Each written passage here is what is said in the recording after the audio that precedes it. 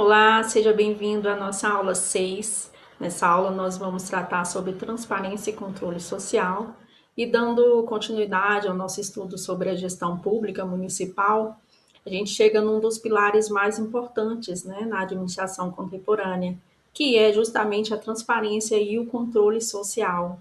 Até aqui nós já vimos como o município se organiza, os princípios que regem a administração pública municipal, os instrumentos de planejamento, os instrumentos orçamentários, mas planejar e executar não são suficientes, tá? Na administração pública é indispensável prestar contas. E prestar contas não é só número, não se trata só de mexer com números, com contabilidade, não é isso. A prestação de contas permite que o cidadão acompanhe, que o cidadão faça a fiscalização da gestão. Começando pela transparência, como vocês podem ver aí no slide, a transparência é a divulgação clara, acessível e completa de informações sobre atos, decisões, contratos e gastos públicos. Segundo Meirelles, transparência fortalece a confiança da sociedade, previne corrupção e melhora a qualidade dos serviços. Então, a transparência ela tem fundamento no artigo 37 da Constituição. Esse artigo ele estabelece os princípios, né, da legalidade, impessoalidade, moralidade, publicidade e eficiência. E o princípio da publicidade, ele determina que os atos administrativos devem ser públicos, eles devem ser acessíveis, transparentes. Isso significa que contratos, despesas, as licitações, os atos da administração públicos, eles não pertencem ao gestor, eles pertencem à sociedade.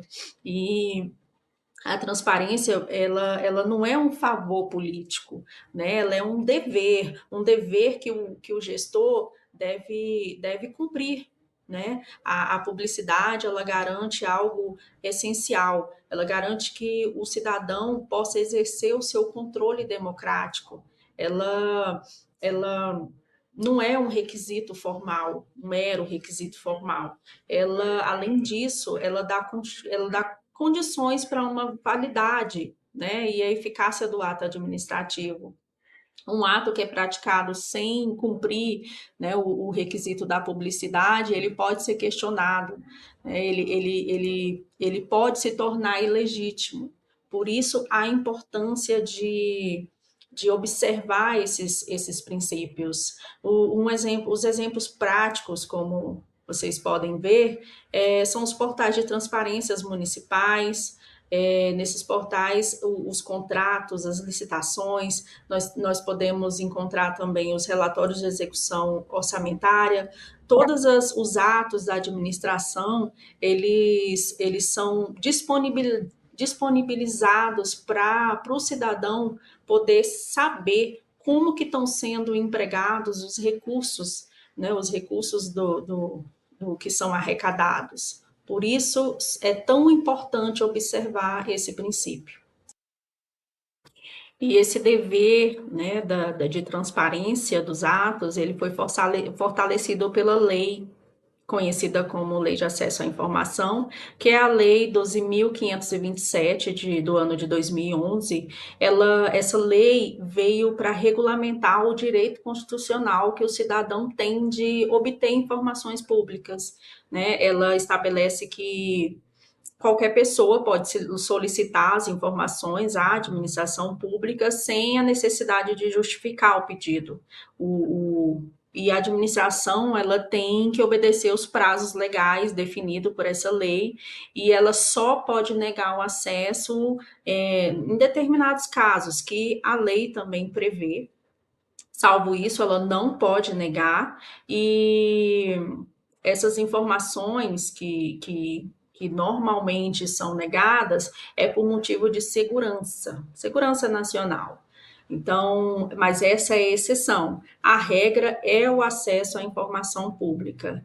E essa lei de informação, ela exige uma transparência ativa, né? O município, ele deve disponibilizar espontaneamente essas informações, sem necessidade do cidadão ir lá pedir, por essas informações. Isso inclui execução orçamentária, licitações, contratos, informações da remuneração dos servidores, a estrutura administrativa, né? Os portais de transparência, eles são exemplos dessa obrigação de transparência ativa.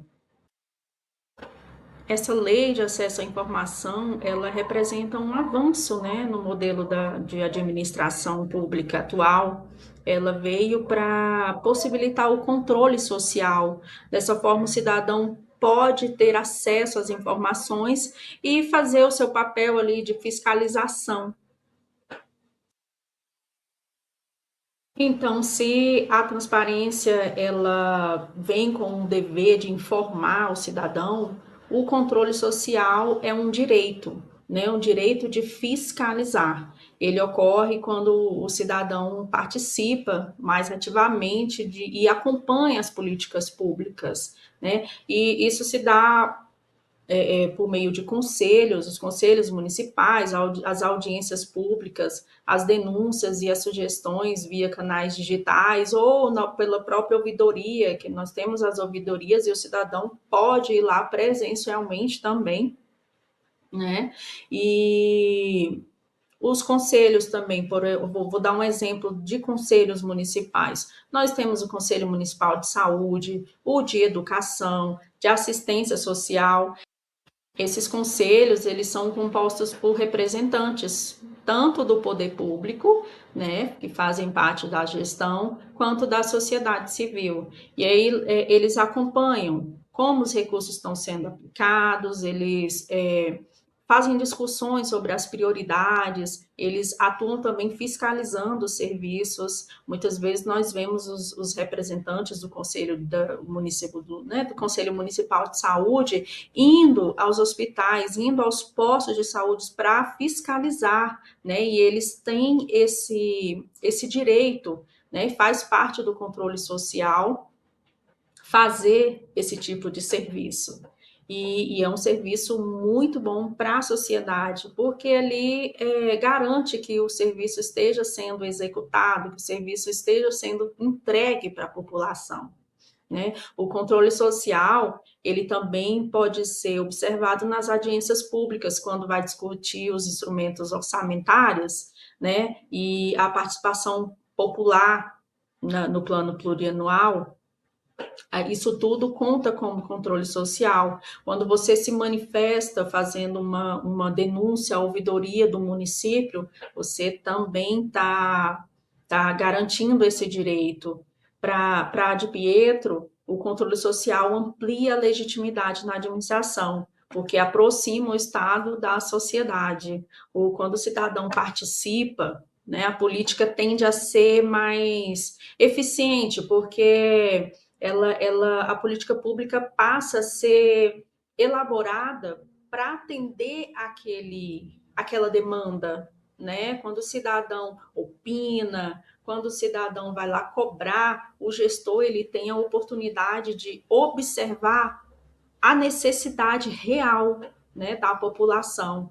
Um exemplo prático vamos supor que a prefeitura anunciou a construção de uma obra, né? E o cidadão acessa o portal da transparência e percebe que essa obra está atrasada. Ele pode questionar a prefeitura, questionar os órgãos de controle, como o Tribunal de Contas, e isso cria um ciclo de responsabilização de melhoria. Na prática, o cidadão pode entrar no portal da transparência para verificar o valor da obra, qual a empresa que foi contratada, quais os pagamentos já foram realizados, e com isso ele pode ir lá cobrar o porquê daquela obra está atrasada. Né? Se lá no portal ele consegue ver os prazos, e aí ele pode questionar por meio da ouvidoria, né? Por participar de audiências públicas, ele pode denunciar também para os órgãos de controle. Então, assim, perceba que a transparência e o controle social, eles funcionam juntos. Eles são mecanismos que evitam o desperdício, evita a corrupção, por isso são tão importantes. Eles criam um ambiente favorável, um ambiente de responsabilidade social. né? Esse processo, todo esse processo, ele é conhecido como accountability, que significa obrigação permanente de prestar contas, né? E assumir responsabilidades. Então, nessa aula, nós percebemos que a transparência, ela não é só divulgar dados, ela é um instrumento que fortalece, né, o controle democrático.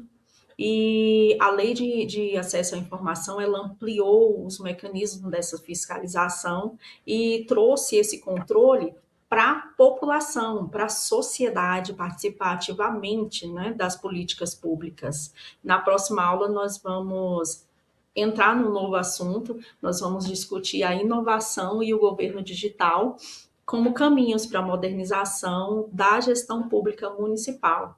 Até lá!